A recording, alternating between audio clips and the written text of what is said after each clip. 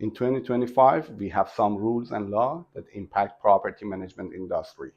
It doesn't matter you are a property management expert, property management company, or a landlord that who manage the property by himself. So you have to follow these rules. And one of them is security deposit. Before we start going over all of this, I want to tell you that I'm not attorney and I'm not giving legal advice. Whatever I'm talking about, it's based on my understanding and what I learned from our resources. So security deposit, it means you cannot collect security deposit more than 1 time's rent for unfurnished property. And if it's furnished, you can collect up to 2 months rent. Previously, it was 2 months rent for unfurnished and 3 times rent for furnished properties. So you cannot collect more than 1 time's rent for unfurnished properties. Of course, we have exemption, and this exemption just apply to any rental property owner who has less than 2 units and in total less than 4 dwelling units, and they have to be neutral person, not like entity or REIT trust. So the next one is application fee. With the new rules and law, you cannot collect as much as application fee you want. Imagine you receive 10 applications. As I mentioned in my previous videos, the best practice to comply with the Fair Housing Act is to run and process the application, first application which is completed.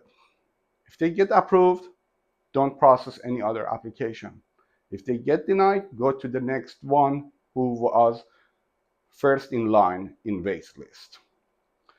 So if you have 10, 5, whatever, more than one application, and you approved your first approved applicant, you have to refund all the application fee to your applicants. You cannot collect them as income. We never did that in PMI Contra Costa, so it's not really new to us, but this is the new rule. The other thing is mandatory of positive credit reporting. You have to offer positive credit reporting to your tenant. Here again is exemption. If you have less than 15 rental units, even the complex, if you have a multi-unit is less than 15 units, you have exemption, but you have to disclose it to your tenant.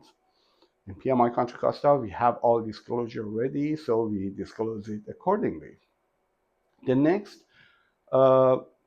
rules is lock change for domestic violence. If it happened and your tenant is involved with domestic violence, you have to replace the lock or change of the lock or whatever. I'm not sure if you rekey it, but at your own expenses. You cannot charge your tenants.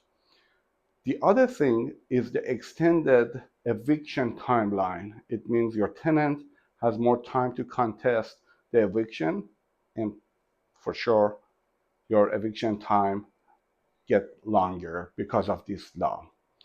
And I highly recommend always, if it's necessary, hire an attorney who is familiar with the landlord-tenant law. In PMI Contra Costa, thanks to our screening, processing, and tenant placement procedure, we didn't have any eviction up to now. The other thing is the mandatory balcony inspection. If you have a multi-unit or you have a property has more than 3 units and you have a balcony there, you have to inspect them, and the inspection every, I believe, 6 years. So I have to look at the new rules, but I believe 2026 January is the deadline, and every 6 years is the due date.